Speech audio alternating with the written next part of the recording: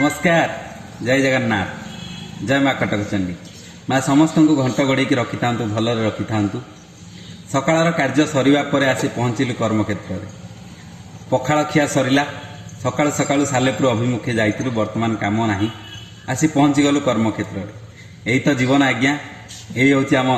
छोट संसार यही हूँ आम छोट भल पाइबा आज अनुचिंतार मोर अनुभूतिर किसी कथा आपण मान सहित मो जानते आम से लोक को भूली जावा दरकार जो लोकर कथा को आम सही पारिबानी से कथाटी को भूली जावा दरकार जो लोक को आम केबे छाड़ी पारिबानी आज्ञा एटा जदि करिवे तो मो अनुभूति रे निहाती संपर्क आ ये समाज रे आपण भल लोक होइक रहि परिबे कथा आवश्यक थले लोक को छाड़ी दियंतु लोक आवश्यक थले कथा को छाड़ी दियंतु जय जगन्नाथ।